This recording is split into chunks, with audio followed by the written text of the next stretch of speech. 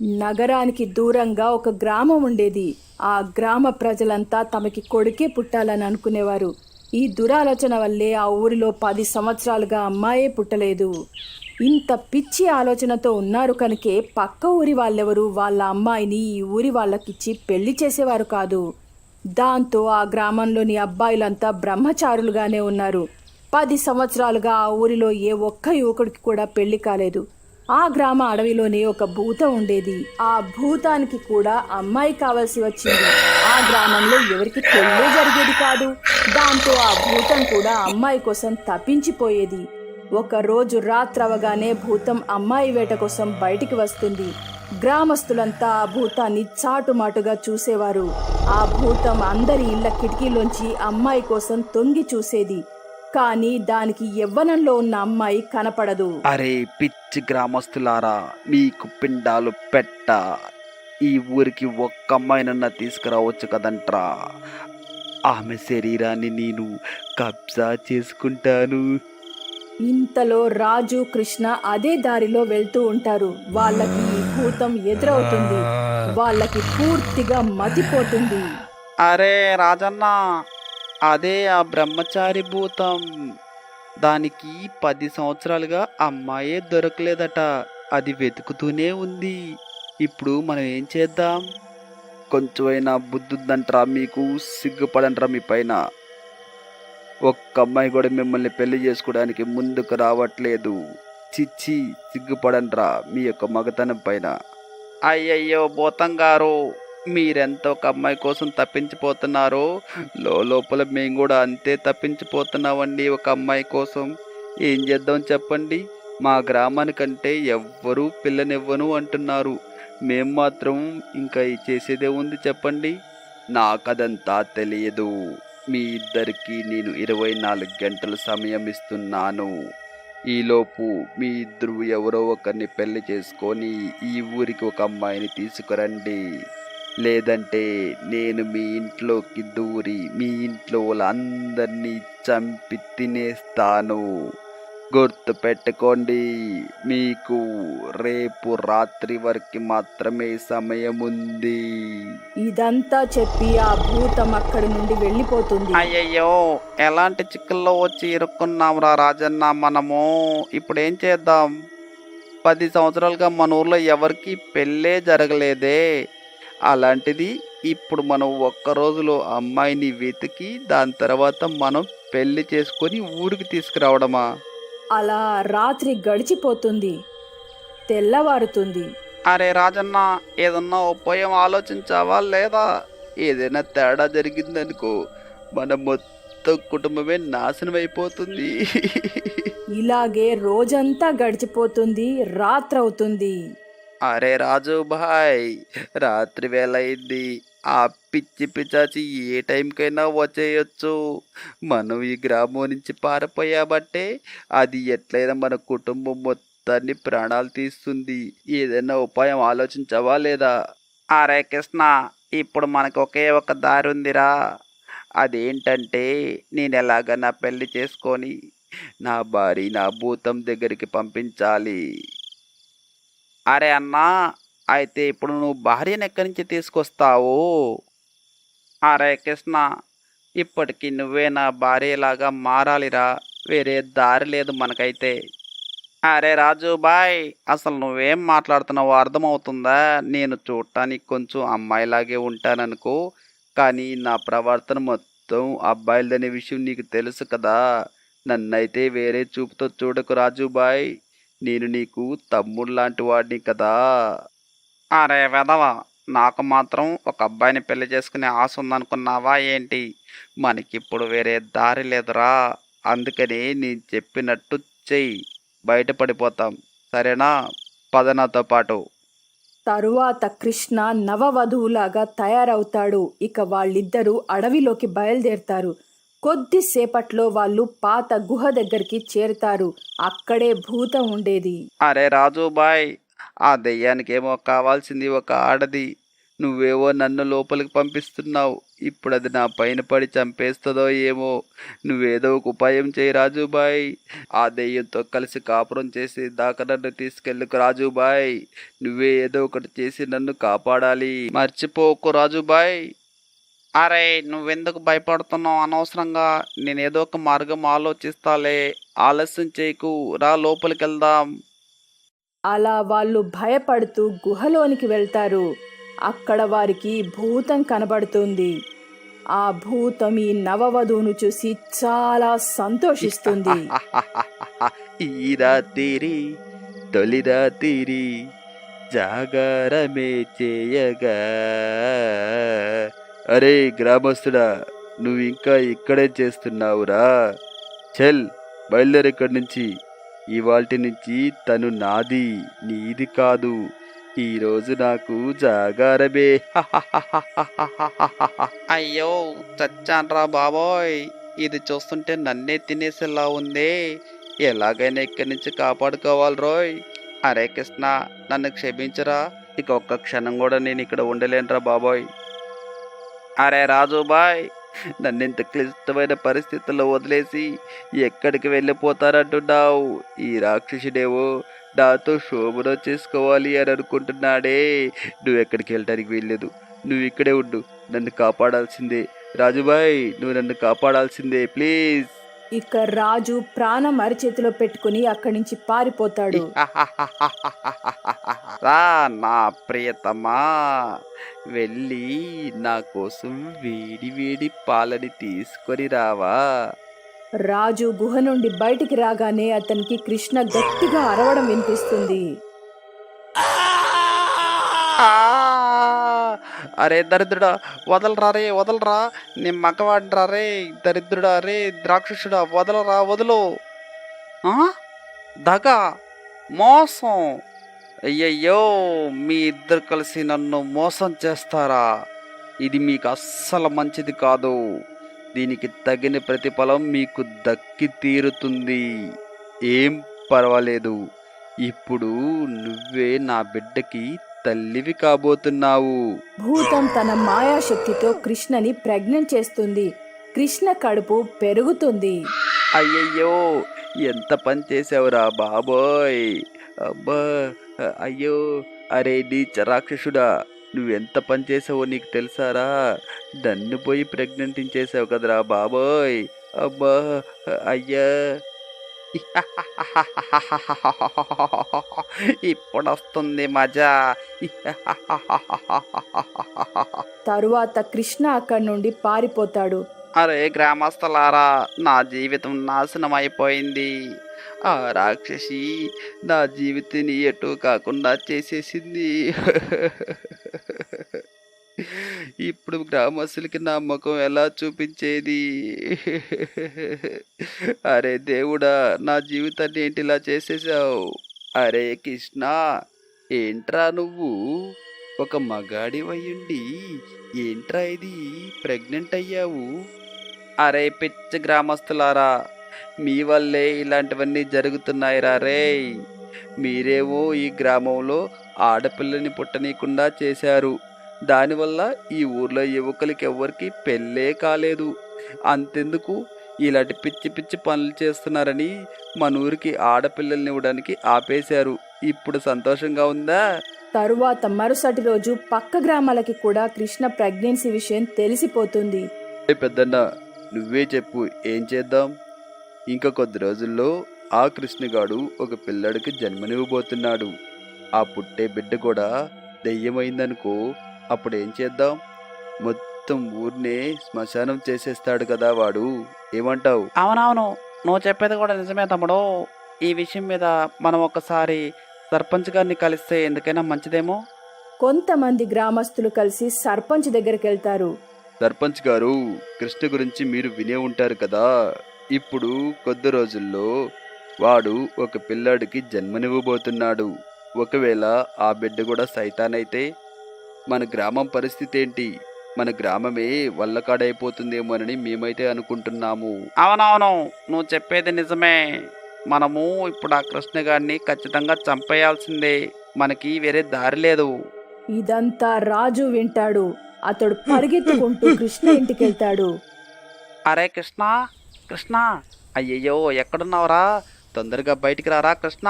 రే కృష్ణ రాజు మాటలు విని బయటికి వస్తాడు. అరే రాజన్న, ఎందుకు అలా అరుస్తున్నావు? అరే కృష్ణ, నువ్వు వెంటనే నా మాటిని ఈ ఇంట్లో నుంచి పారిపో. గ్రామస్తులందరూ వస్తున్నారు. వాళ్ళందరూ నిన్ను చంపేయాలనుకుంటున్నారు. నీ కడుపులో ఉండే ఈ బిడ్డ పెద్ద సైతాన్గా భూమి మీదకి రాకూడదట. ఏం మాట్లాడుతున్నావన్నా నువ్వు? అయినా ఈ గ్రామస్తులకి ఉన్న పిచ్చ పట్టిందా ఎట్ట? అయినా ఇందులో నా తప్పే ఉంది చెప్పు. వీళ్ళందరూ నన్నెందుకు చంపాలనుకుంటున్నారు? అసలు ఇందులో నా తప్పే ఉంది చెప్పు నువ్వు.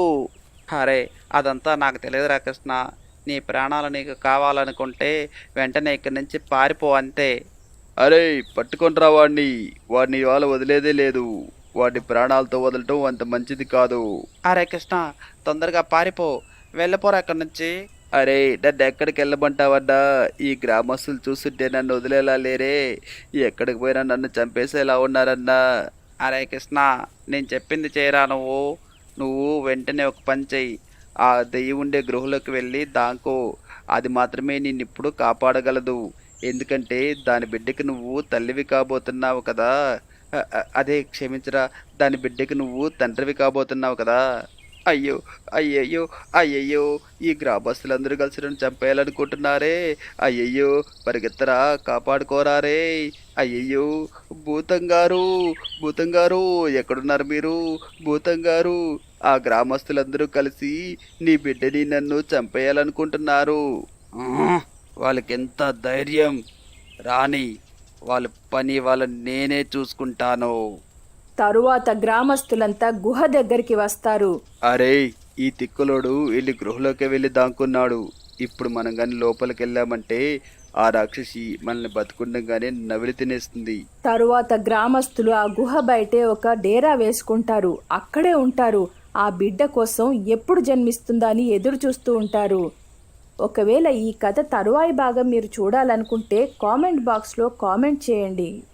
ఒక గ్రామంలో లాల్చి తన భర్తతో కలిసి నివాసం ఉంటుంది. ఆమెకి ఒక కుమారుడు ఉన్నాడు. అతని పేరు బాబులాల్. అతను ఏ పని చేయకుండా అటు ఇటు తిరుగుతూ ఉంటాడు. ఇంకోసారి నాతో ప్రేమ వ్యవహారాలు చేస్తే నేనంత చెడ్డదాన్నో నీకు తెలియదు. నా నుంచి నిన్ను ఎవ్వరూ కాపాడలేరు. ఏ సుమన్, నీకెందుకు కోపం వస్తుంది? నువ్వంటే నాకు చాలా ఇష్టం. నేను నిన్ను పెళ్లి చేసుకోవాలనుకుంటున్నాను. నాతో నీకు పెళ్ళా? కలలు కనుకో. మర్యాదగా ఇక్కడి నుంచి వెళ్ళిపో. వచ్చాడమ్మా నన్ను పెళ్లి చేసుకోవడానికి. కోపంతో సుమన్ అక్కడి నుంచి వెళ్ళిపోయింది. అక్కడికి బాబులాల్ స్నేహితుడు వచ్చాడు. ఏమి రోయ్ బాబులాల్, సుమన్ ఏమంటుంది నీతో? అదేం లేదన్నా, తన ప్రేమ గురించి నాతో చెప్తుందంతే. కానీ సోదరా, తన ఎక్స్ప్రెషన్స్ చూస్తుంటే ఇంకేదో చెప్పినట్టుందే. అరే బాబుబాయ్, నా మాటిని తనకు కొంచెం దూరంగా ఉండు. గ్రామస్తులు ఏం చెప్తున్నారంటే ఈ సుమన్ ఒక మంత్రగతట. తను అర్ధరాత్రి ఒంటరిగా ఎక్కడికైనా వెళ్ళిపోతుంది. కొంతమంది అయితే తన పాదాలు వెనక్కుండడం చూశారు. పాదాలు వెనక్కుండడం అంటే ఏందో తెలుసు కదా, అది మంత్రగతుల యొక్క చిహ్నం. పోరా, నీ మైండ్ పాడైపోయినట్టుంది. ఒక అందమైన అమ్మాయిని మంత్రగత్తి అంటున్నావు. సుమన్ మంత్రగత్తి కాదు, ఏమీ కాదు. నేను తన్నే పెళ్లి చేసుకుంటాను అని అనుకుంటూ వాళ్ళ ఇంటి వైపుగా బయలుదేరాడు. అమ్మా, నాకు పెళ్లి వయసు వచ్చింది కదా, నాకు ఒక మంచి అందమైన అమ్మాయిని చూసి పెళ్లి చేస్తారా? ఓహో అలాగనా? ఈ రాజపుత్రుడికి ఇంకేమన్నా కోరికలున్నాయో కూడా చెప్పమని చెప్పండి. మొత్తం కలిసి ఒకేసారి తీర్చేస్తాం. పని బాట లేనివాడా, నీ వయసులో ఉండే పిల్లలు ఏదో ఒక పని చేసుకుని బతుకుతున్నారు. నువ్వు మాత్రం అటు ఇటు ఖాళీగా తిరుగుతూ తేరగా తింటున్నావు. ఎవరన్నా నిన్ను నమ్మి పిల్లనిచ్చి పెళ్లి చేస్తారా? ఎక్కడికైనా వెళ్ళి కొంచెం పని బాట చేసి సంపాదించడం నేర్చుకో. తర్వాత పెళ్లి కళ్ళకంటూ కానీ వెళ్ళిక్కడి నుంచి వెధవా, పని బాట లేనోడా. చూడమ్మా, నాన్నెప్పుడు నన్ను కించపరుస్తూనే ఉంటాడు. నిజం చెప్తున్నా, ఏదో ఒక రోజు ఇల్లు వదిలేసి వెళ్ళిపోతాను. వద్దు బాబు, అలా ఎలా మాట్లాడుతున్నావు? ఇదంతా నీది. ఎలా వెళ్తావు? ఎప్పుడూ నా కొడుకుని అమాయకుణ్ణి చేసి మాట్లాడుతారు. మనం చనిపోయిన తరువాత ఆస్తి అంతా వాడిదే కదా. మనం పోయేటప్పుడు ఏం తీసుకెళ్తాం? ఎందుకు మన కొడుకు సంపాదించాలి? అమ్మా, నాకు సుమన్ అంటే చాలా ఇష్టం. మీరు వాళ్ళ తల్లిదండ్రులతో మాట్లాడొచ్చుగా. సరే బాబు, నేను రేపు వాళ్ళ ఇంటికి వెళ్ళి అమ్మాయి తల్లిదండ్రులతో మాట్లాడుతాను. మరుసటి రోజు బాబులాల్ తల్లి సుమన్ వాళ్ళ ఇంటికి వెళ్లి తను ఎంత ధనవంతురాలో తన ప్రవర్తనలో చూపించింది. చూడండి చెల్లెమ్మ, మీరేమో గొప్పవాళ్ళు, మేమేమో లేనోళ్ళం, మీకివ్వడానికి మా దగ్గర ఏముంటుంది? మీరు చాలా అదృష్టవంతులు. మీ కూతురిని మా కొడుకు వివాహం చేసుకోవాలనుకుంటున్నాడు. నీవు నీ కూతుర్ని మా కొడుక్కి ఇచ్చి వివాహం చేస్తే చాలు అని చెప్పి అక్కడ నుంచి తన ఇంటికి బయలుదేరింది. తర్వాత రోజు బాబులాల్ సుమన్ని పెళ్లి చేసుకున్నాడు. బాబులాల్ చాలా సంతోషంగా ఉన్నాడు. రాత్రి సమయంలో సుమన్, బాబులాల్ వాళ్ళ గదిలో నిద్రపోతున్నారు. సుమన్ తన గది నుంచి లేచి నేరుగా బయలుదేరి అడవిలోకి వెళ్తుంది. అలా వెళ్లడాన్ని బాబులాల్ స్నేహితుడు చీమ చూశాడు. అతనికి అంతకు ముందే ఆమె మీద అనుమానం ఉండేది. అరే ఓ వదినమ్మేంటి ఇంత రాత్రిపూట బయటకు వెళ్తుంది? ఎందుకైనా మంచిది, నేను వెనకే వెళ్తాను అని తన వెంట బయలుదేరాడు. వెళ్తూ వెళ్తూ ఉండగా సుమన్ పాదాలు వెనుకకు తిరిగి ఉన్నాయి. చచ్చాన్రా బాబోయ్, తన పాదాలు వెనక్కి తిరిగిపోయాయి. నా అనుమానం నిజమే, తనొక మంత్రగత్తె.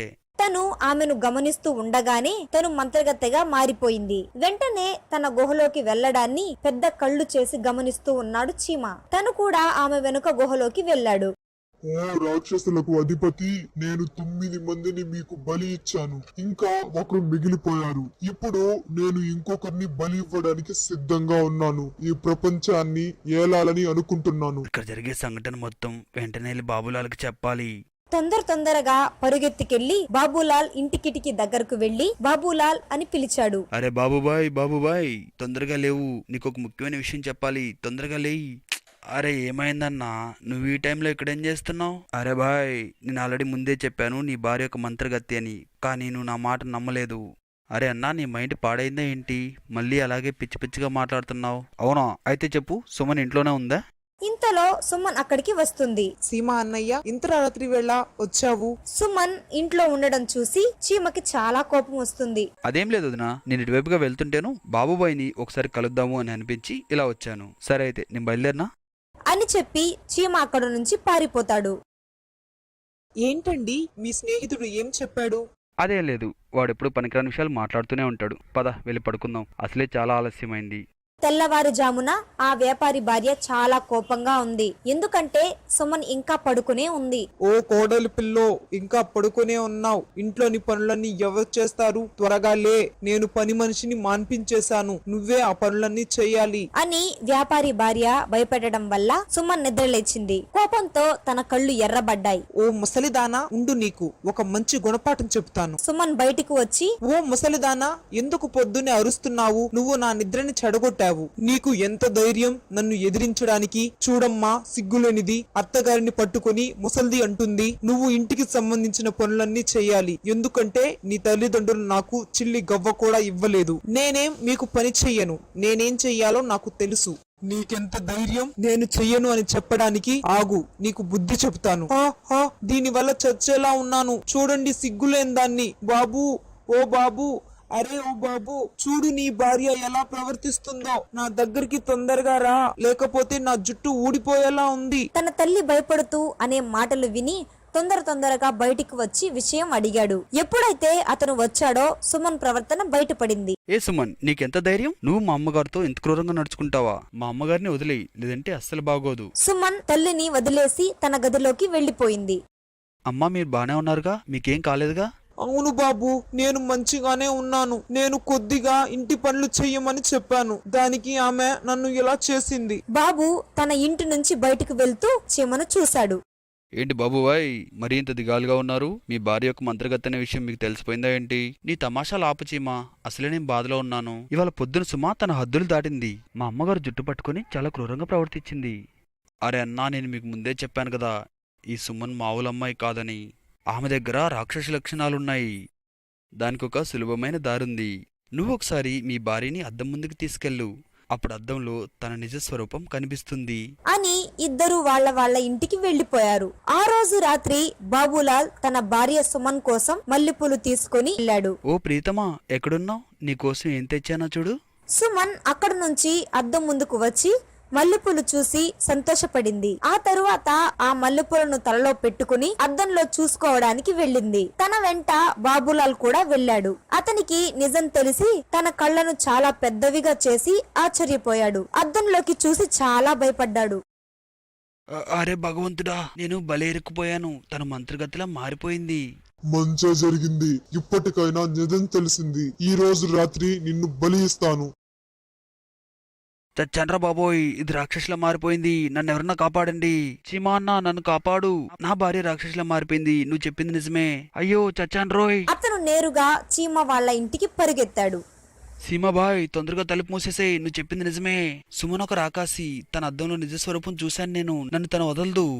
ఏమండి, నాకేం అనిపిస్తుందంటే మీ స్నేహితుడు ఆయనతో పాటు మనల్ని కూడా కష్టాల్లో పడేసేలా ఉన్నాడు. ఇప్పటికిప్పుడే వెళ్ళకొట్టండి. బయట తలుపుల నుంచి శబ్దం వచ్చింది. అందరూ ఆ శబ్దానికి భయపడిపోయారు. ఓరి దేవుడా, తన భార్య తనను వెతుక్కుంటూ ఇక్కడికి వచ్చేసింది. సీమాబాయ్ దయచేసి ఎట్టి పరిస్థితిలో తలుపులు మాత్రం తీయకు, మనల్ని ఎవరిని ప్రాణాలతో వదలదు. అరే చచ్చాంరా బాబు, తన రాక్షసులా మన తలుపు ముందే నిల్చుకోంది, ఇప్పుడేం చేద్దాం? నేను ముందే చెప్పాను కదా ఇంట్లో నుంచి పంపించమని. ఆ రాక్షసి ఇతన్ని వెతుక్కుంటూ వచ్చేసింది. నువ్వు అందమైన భార్య కావాలనుకున్నావుగా, అనుభవించు. ఇక్కడ నుంచి వెళ్ళిపో. లేదు, ఇక్కడి నుంచి నేను బయటికి వెళ్ళను. నేను ఒంటరిగా చనిపోను. ఒకవేళ చనిపోవాల్సి వస్తే నాతో పాటు మిమ్మల్ని తీసుకెళ్లిపోతాను.